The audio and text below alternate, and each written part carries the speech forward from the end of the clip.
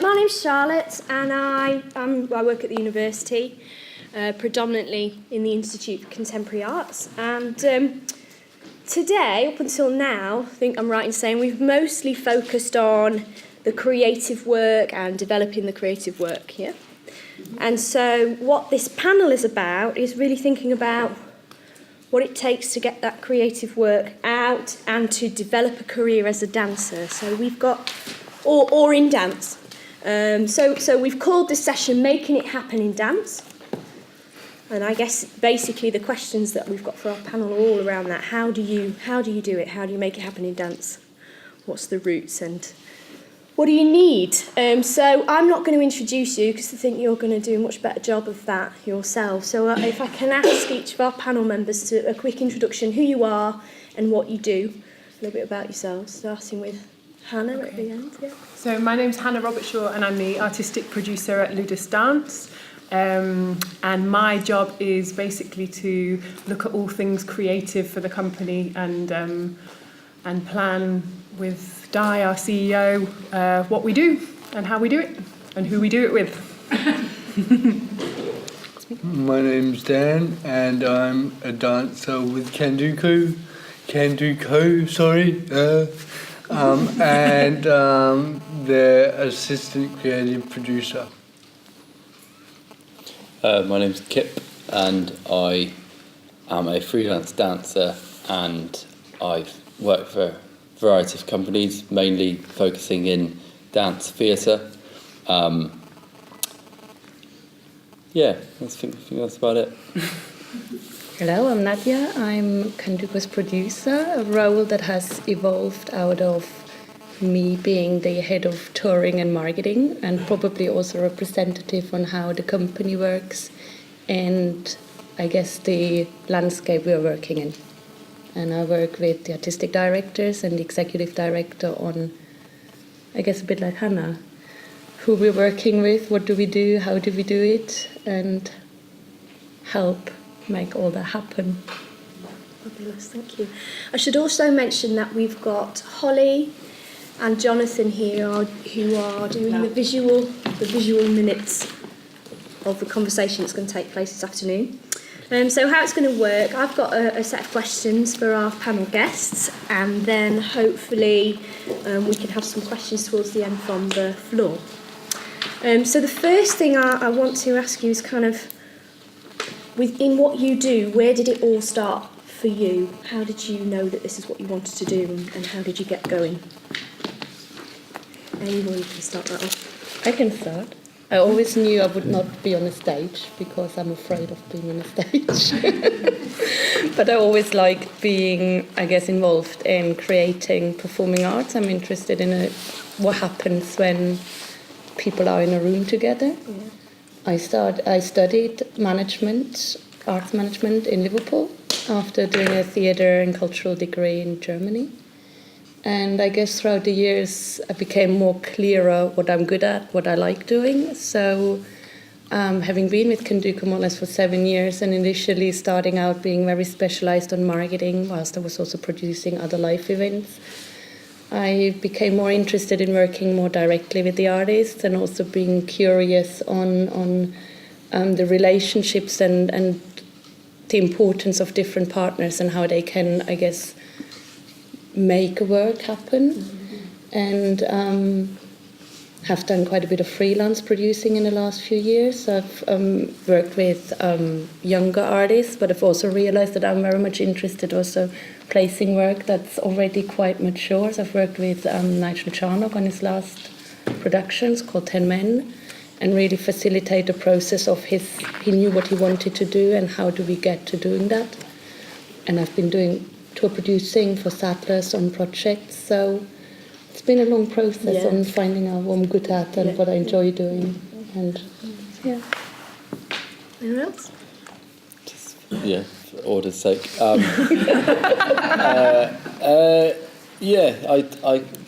I knew I never wanted to be sat behind a desk. I knew my attention span. It's got better. But it used to be really small and I would just have to have all the stimulus all the time. So I always wanted to be expressive from my body, and I started in acting, but when I was a teenager, and then it was essentially quite an impulsive decision. I went to a GCSE option evening, and I never considered doing dance at all in my life, didn't even think about it, and then I just saw this TV screen of past assessments just showing dancers, and I remember I was with my mum and I was looking at it going, that looks quite cool, and I just literally decided on that day that I was going to take up dance, and yeah, it was one of those, I want to do this, and it was the best decision I've made, and so that's my, Mm-hmm. So it came to you at a very early age. Yeah, it was kind of I just knew it was one of those, yes, I'm going to do this. A gut thing. Yeah, and that's one of the things my mum's always said, actually, trust your gut, and it's a very true thing. So yeah, mums know best. Sometimes. Yeah. Dan? I started through doing various community workshops, and again, acting was kind of my thing, and to the point where I went to theatre school to train for 4 years as an actor.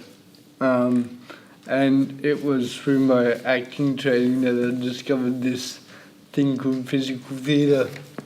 And then I guess that's when my love affair was born. So I just started to research, avenues for physical theatre, and then it grew from there. And then I thought it was physical theatre, so I kind of go between physical theatre and dance, and physical theatre and dance. Fanning between the two. You said there you researched it. When you say research, what did that involve? What was that process of trying to identify?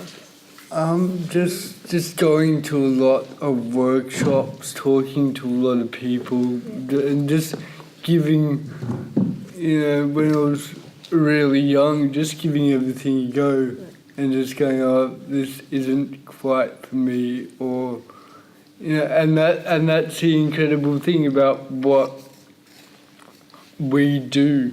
I mean, there's, as Kip was saying, you just know. Like when it's right for you, you just know. And when it's not right for you, you know that as well. But it's so, in a way, it's so clear cut. And it's just like, yeah, I know the road's going to be hard, it's going to be long, but I have to do this because this is what I need to do. This is who I am. Thank you. Hannah? I don't know if I can follow that.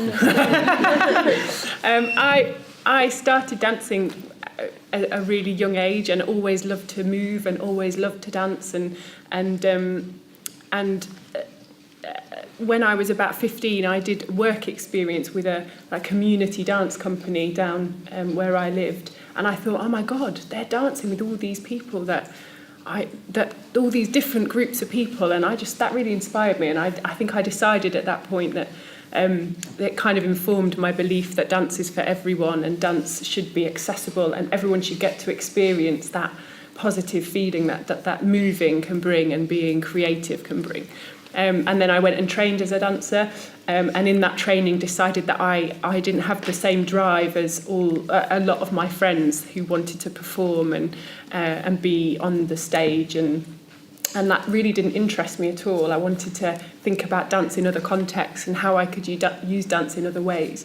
So after I finished my dance training, I decided to go back to that company that I met when I was 15 and tap them up for a bit of work, and ended up doing the community dance, I suppose, community dance delivery, and then through that kind of belief and passion about dance for everyone, I stumbled upon Ludus by googling Dance for Everyone, and Ludus came up, and I thought, wow, that sounds like the place I want to be. And that was 11 years ago, so and I've been there ever since. So yeah, and my job has changed many times during that period, from dancing, from teaching, from running the youth company for Ludus, and now into more of a producing role. And the times in my life where I have stopped dancing I've had 2 children, and I stopped dancing when I was pregnant, and I missed dance so much, and I realised that actually I'm not happy unless I am moving in whatever way. So, yeah. Okay. Well, yeah, in a way, my next question, you've sort of all answered it, so if you can just sort of quickly sort of repeat, really, why do you do what you do and what keeps you doing it?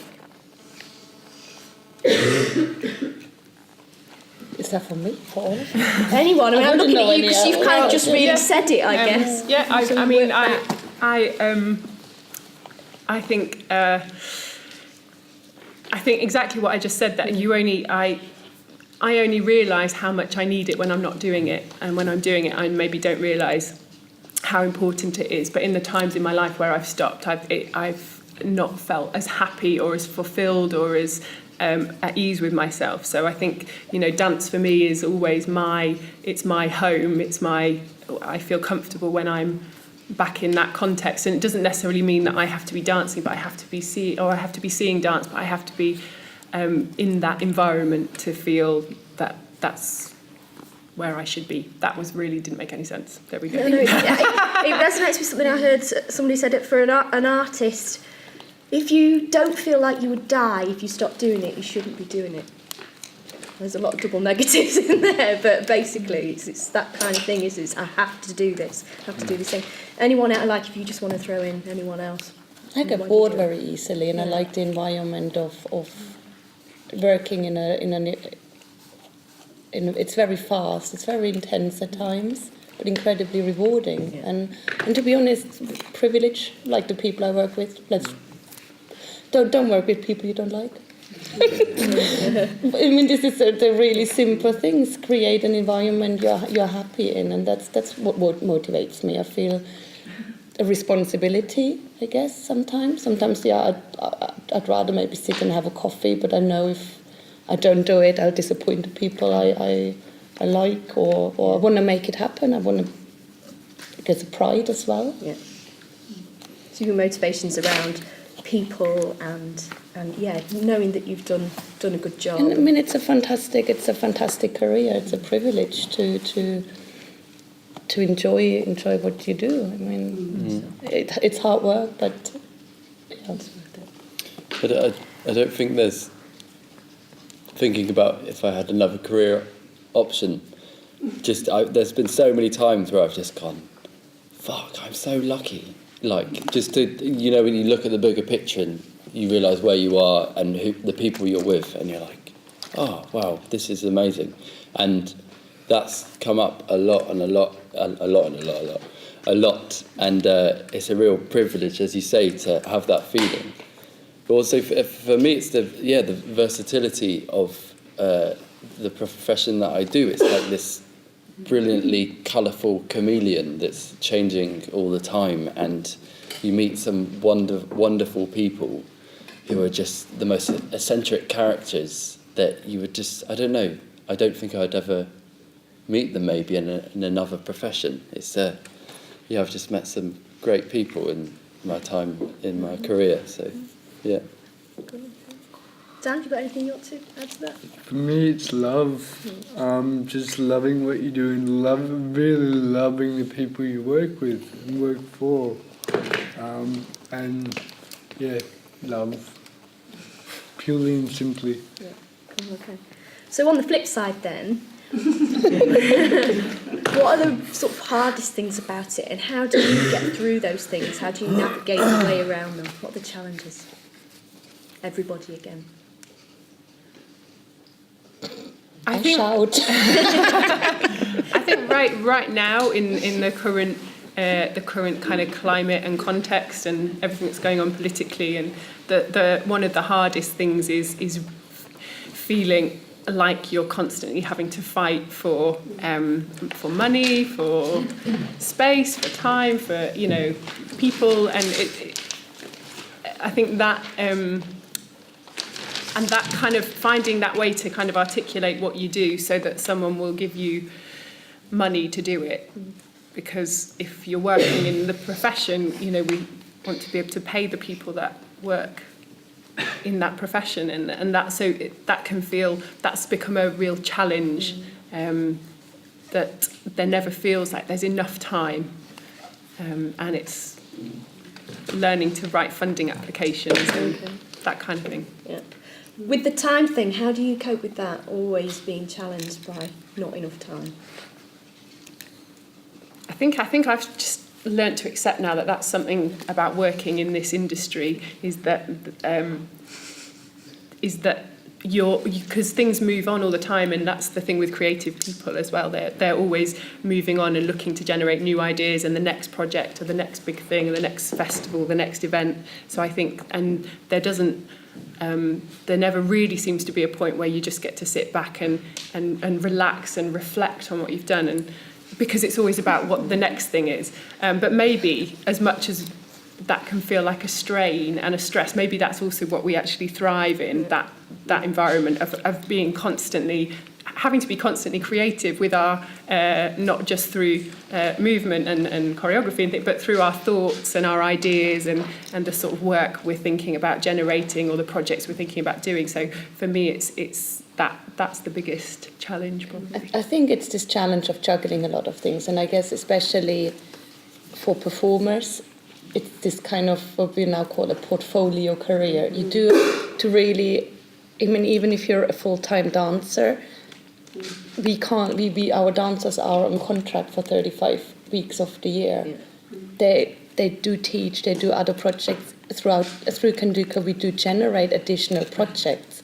So sometimes, like it was maybe in the last 3 years, they might have worked for 50 weeks a year, but we guarantee 35 weeks a year paid employment. So that means all performers, dancers, you do have to be quite creative, I guess, in times to generate different work, to generate different income. And that is a stress. I mean, finances it is stressful, and also then to be responsible for making sure that the money comes in and the budgets work out. Of course, that's stressful, and yes, you never have enough time, but yes, I do suspect slowly but surely that that's maybe what one needs. Yeah. So the challenge is part of very much the thing that keeps you going as well. Yeah, you always have that flip side. I mean, I guess we often say, yes, we deal with that once things are quieter, and and that never happens. You were agreeing there, Dan, with the financial side of stuff. Is that one of your biggest challenges? Yeah, I guess the challenge for me, I guess it's an ongoing challenge, of course, but also when starting out and kind of trying to formulate a career, kind of when I was an emerging dancer and practitioner, kind of going, okay, I love this, but how do I make money from it? And how do I make enough money from it so that I don't have to do a job I loathe? And so that's a challenge. And those moments in life when you're lining up in the dole queue, even though you've just gone and done this amazing project, but you're still there to accept your dole check at the end of the month, is it's a little bit soul destroying. And then you kind of like, is it all worth it? And then you go to the next project, it's like, yeah, it's all worth it. But just those moments of, I guess, not now, but when developing, you do have those moments of, maybe it might be better, doing other things. I wouldn't have to do this. But this is great because I'm in rehearsal and it's amazing. So you do have those peaks and troughs. Yeah. Just on that, is it possible to just dance full time? do you know many people who do that? Well, I do know some people, but they then also dance 7 times a week. No, 8 performances a week on a, I don't know, crazy salary, doing the same show down to the T every time. But it depends what kind of dancer you want to be and what kind of career you want to be. It depends what you mean by defining dancing all the exactly. time, because Yeah, I guess because that would be exhausting. But You can't dance. but I don't know of any artists that, for example, Ludus employs who don't also teach. Yeah. But then they're dancing when they're teaching, so it just depends whether you mean dancing as performing. I don't know any dancers that perform all the time and never teach and never diversify and do other things. But yeah. Dan, I've got a question specifically. Well, I want to aim it at you first. Yeah. And you've talked a lot about starting out and how difficult that was. If you could kind of summarise in, say, a couple of points, what were the most important things you think you learnt when starting out for you? Oh, good question. For me, it's learning.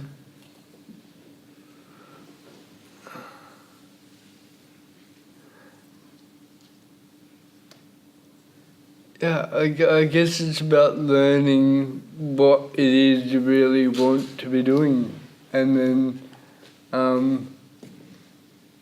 I guess the simplest way, I guess, just going to get it, just really going, okay, this is what I want to be doing.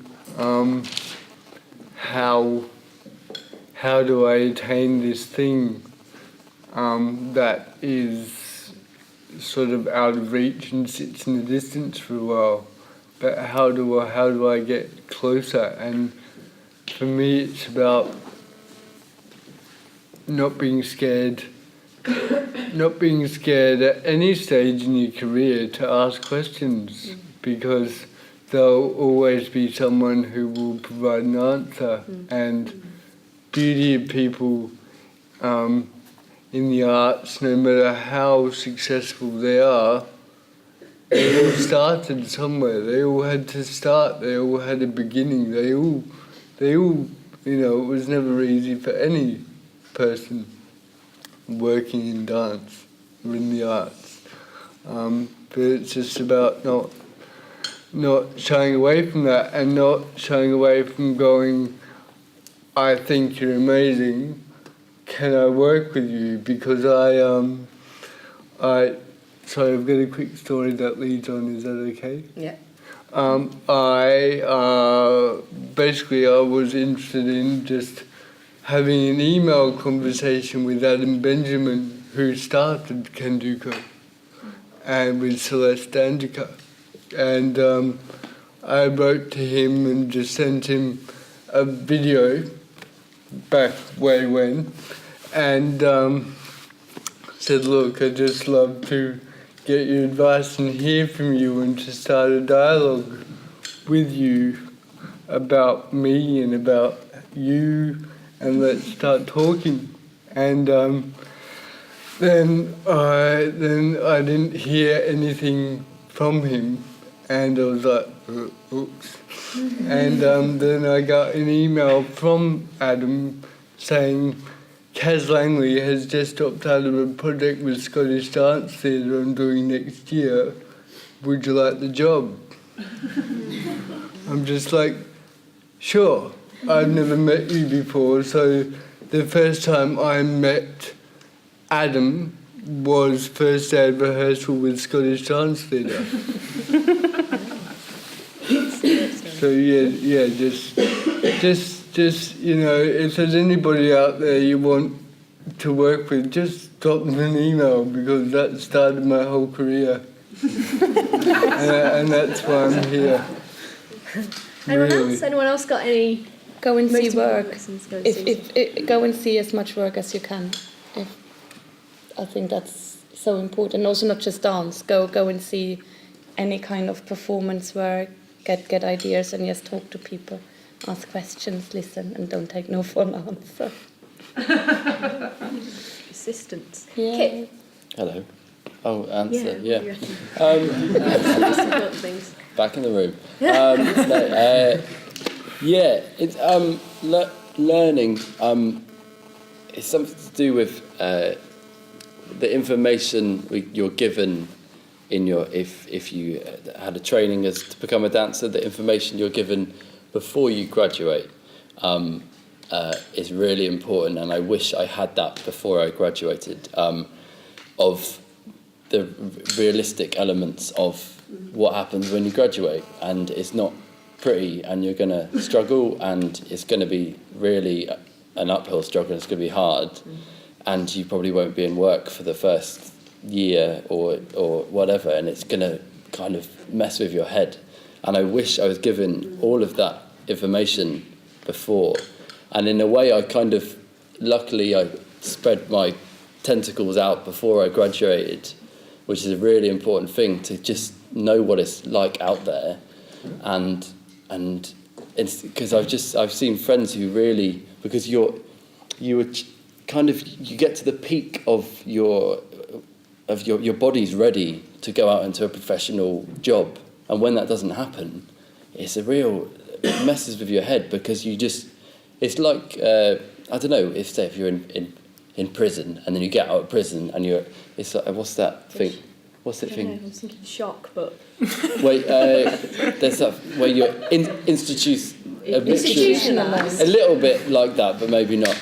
A bit like because you're so eager, and then when a job doesn't come, it's like, I'm back at my mum's, bugger. It's a massive anticlimax. Yeah, and I think people should know that what it's like, but then what you're saying about just keep on going and not saying no to things, and opening up a dialogue with people and sending out emails and stuff like that, but just to be prepared for that, I'd say. It's about seeking out the opportunity, and it's exactly what Dan said about making contact, because I think that a lot of dance graduates do what Kit's saying and go and just fall back into a year of nothing, whereas actually find out what's going on your patch, what's happening in your area, because I think there can be a misconception after you've finished a training that there's nothing going on, because you're used to being in that certain environment that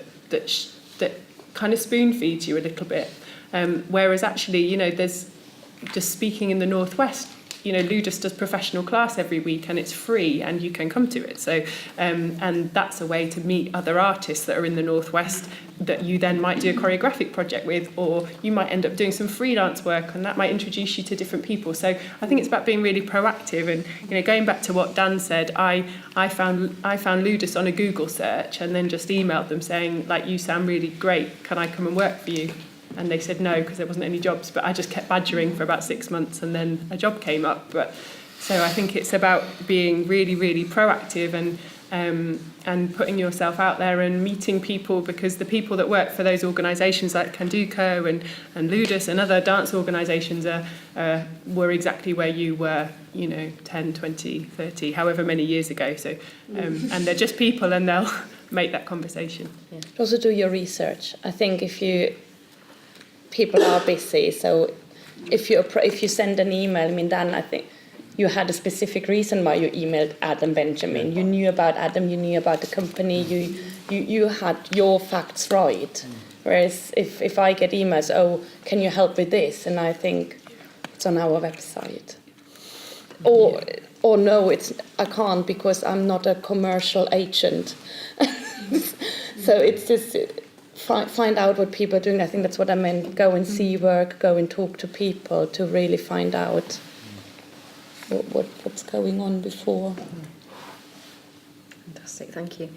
So I've got a question for you guys first, and then a question for yourself and Hannah. So, Kit, first of all, which people or organisations have been critical for you in your development?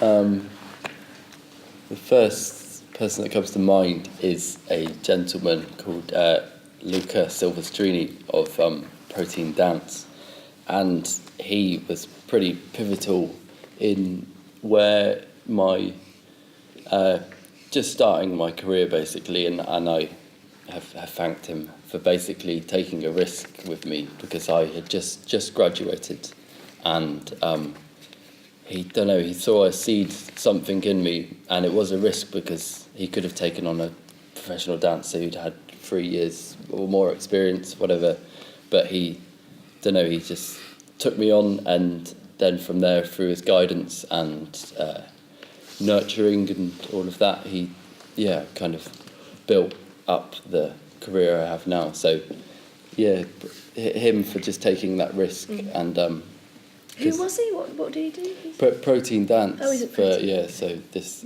physical theatre company. Yeah. And then on the flip side of that, can I say? No. There's a anyway, I've been working with someone recently, I'll keep it anonymous, that's made me learn what I don't want out of the professional dance world. I've learned that I don't want a big company that has many cogs and whatever. I realised I want to work with people who have integrity and small groups who are impassioned in what they do. This Luca started me out, and then this other person who basically made me realise is what I don't want, and that is almost much more stronger than the positive, because you just know you don't want that, and it's not learning from your mistakes, but in a way. So, yeah. Any other organisations? Ludus Dance.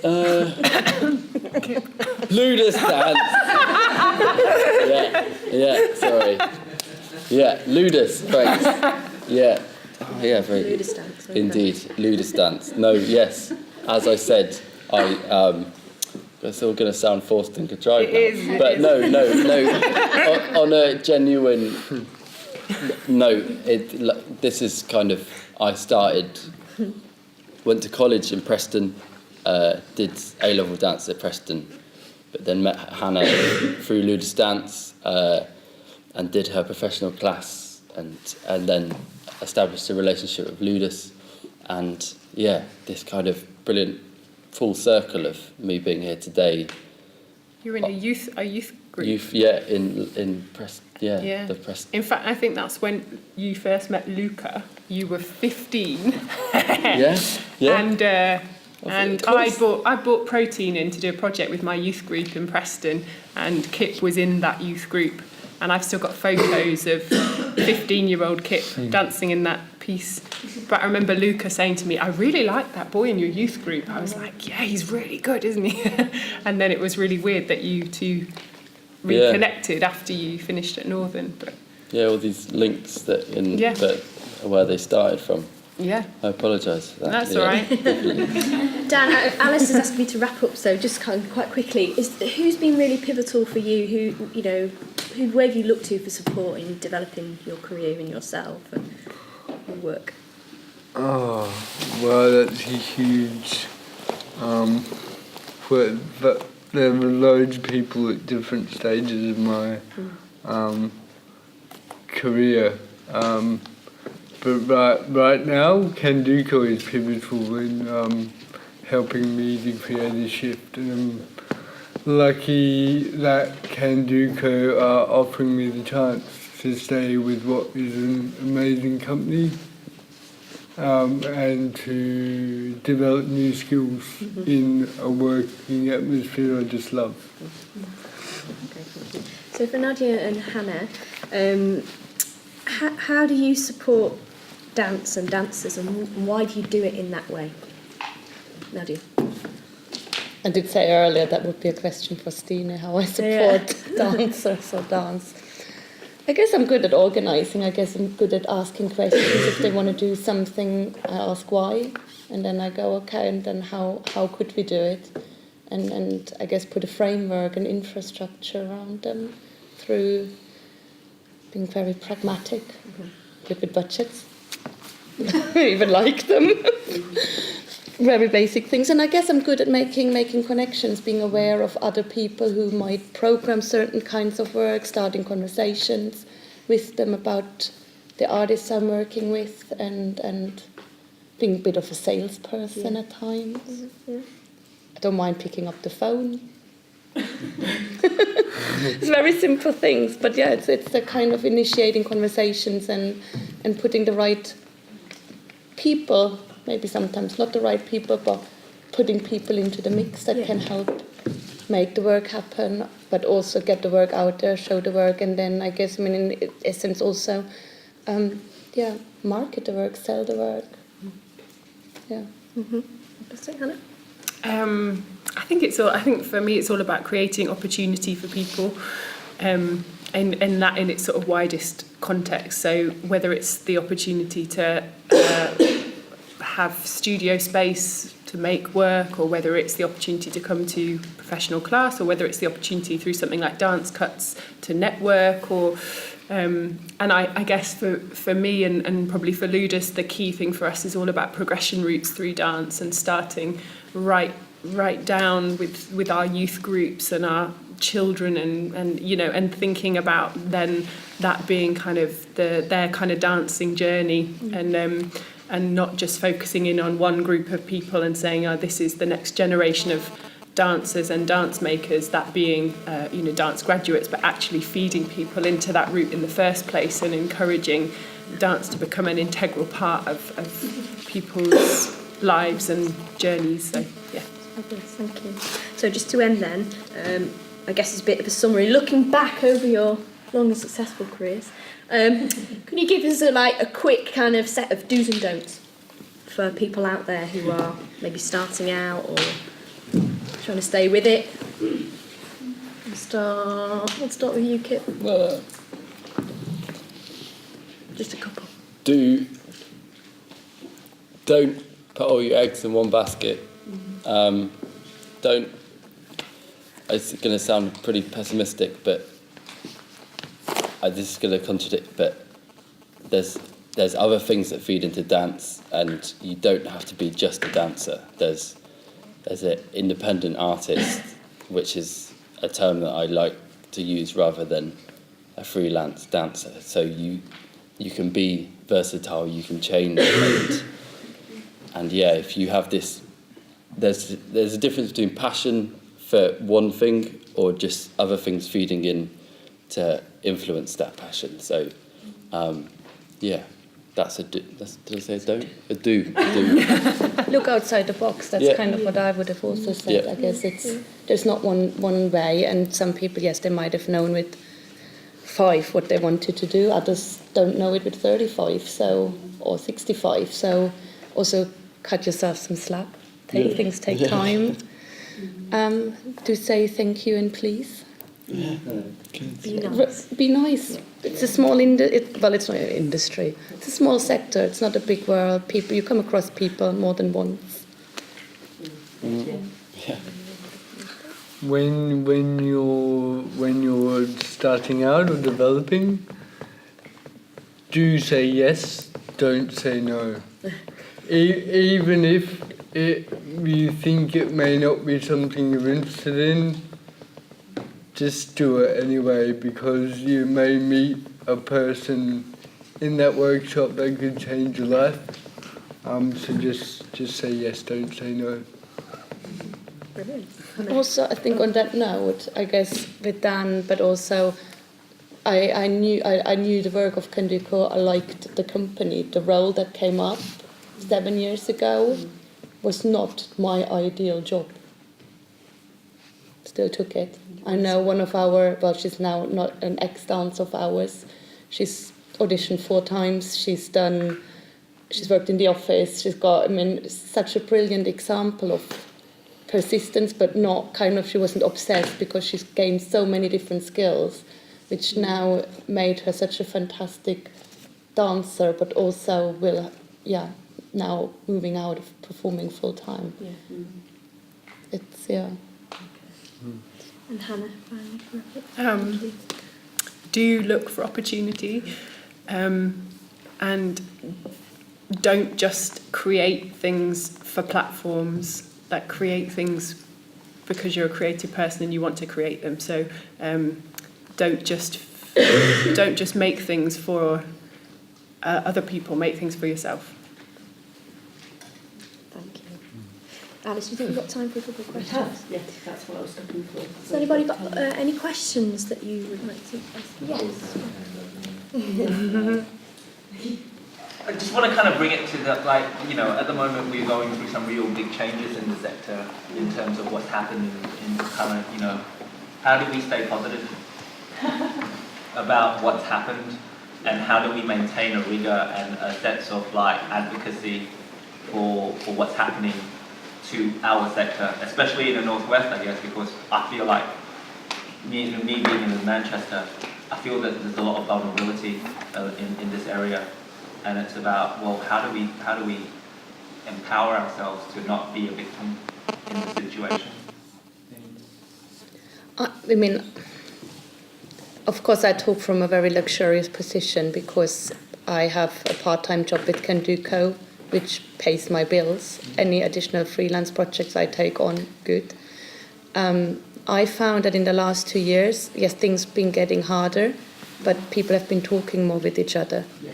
And I hope that this ability of people who've grown up having flexible careers or having we always had to be creative with our money. There's never been enough money going around. So I do hope that there will be this resilience and hopefully with now people having to focus on what they're very good at, or also rethink maybe that they might have done things for 10 years, but maybe they were not the right way of doing it, opened up conversations. So I do hope that although things are not looking great, something good will come out of it.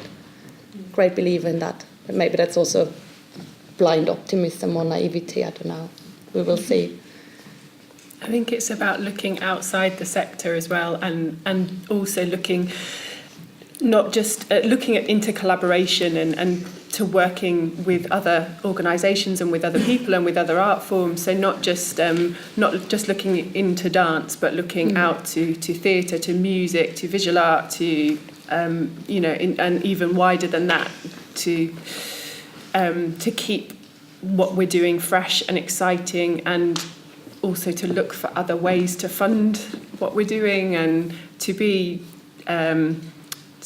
diverse in our thinking. Can I just add to that point? Sorry, whilst we're on it. Answer your question. Yeah. I think, I just feel like, and I'm not plugging this at all, but, in Manchester we've formed a consortium of artists who are trying to lead a conversation so that we are trying to help each other develop, so that it doesn't feel as if we're alone having to do it. And I know the word independent is fantastic, I'm one too, but I think it's about the idea that you actually have a peer of people behind you supporting you, even though you're on your own. And that's the way that we kind of try to find a solution to that. But it's still a very tenuous, very difficult time. I don't know, for example, how I can even sell my work. I don't know who would be interested in seeing my work. There are real questions about about where is the not necessarily the platform, but just the access paths or the points where we can actually even have a real conversation with a real person who can actually say, I can put your work potentially in this or this or this, and that's a real, No, I can see your concerns. I mean, being kind of on email or on the phone and working, I guess, for a company like Can Do Co, who's relatively well known. I mean, it's not been getting easier to get the work out there or get the work seen, but that's why we need to, I think what Hannah said about, we need to look outside and at new partnerships, how we can bring the work to people or expose other people to why what we do is exciting, important, of value to a society as a whole. I mean, this is I do think there is something about becoming more political in this country. I do think, coming from Germany, I've been always very interested about the lack of political voice coming out of the arts. And do you mean in terms of the content of the work, or do you both. actually mean in terms of the... Artists not being very vocal at times, and also the work often not being concerned with what's going on in the world around us. So both levels, and I do think they're in the current climate. Yeah, I think it. Yeah. Did you have something you wanted to? No, you've been answered now. Anyone else got any questions for our panel? Someone in particular, or all of them? No? Okay, don't worry. It was just thinking back to your point, Joe, and the fact that the arts are very good at pulling together when it's in kind of uncertain times. And I think a real reflection of that is with the proposal of the EBAC, which was a new curriculum for secondary schools, which was basically excluding arts. So the art sector, and particularly the dance sector, really spoke out and kind of got behind a big petition. And the whole EBAC proposal has been paused. So it's not about artists, but it's about that our dance sector really pulling together when there is something that was really going to impact quite widely, and actually we were listened to, and everyone really got behind it and came together, which I think needs to happen across creativity in schools as well as artists, and that was a successful moment that I think we need to recognise sometimes.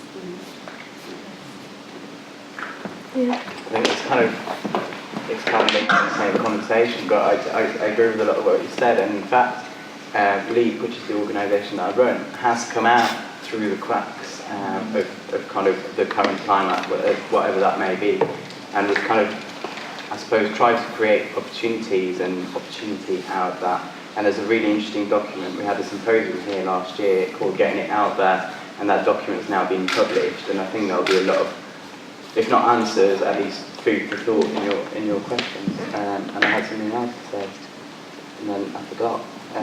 Yeah, and that conference wasn't specifically about dance, was it? Yeah. It was about live art and performance, Yeah. but of course dance is part of that. Oh, and I think as well, coming back to the current climate thing, I think I've been in a really lucky position, and LEAP has been in a really lucky position, that we have collaborated with more established organisations who've been really good at kind of letting us kind of take the risks that they can't take anymore. And I think, but there's also organisations that kind of turned around and said, no, that this is not the way you do things, and me kind of going like, well, yeah, but your funding's been cut, mate, so I'm going to do it the way I think it might work. And so that is working. So I think it's, rather than moaning about the current climate, having the confidence to say, you know what, I'm going to do it anyway and see what happens. Yeah. That's up, I would say. But I think there was one more hand. Did you want to ask a question? No? I thought so. Okay. Okay, that's it then. Well, thank you very much. That was really, really interesting and hopefully useful. Please can we show our appreciation for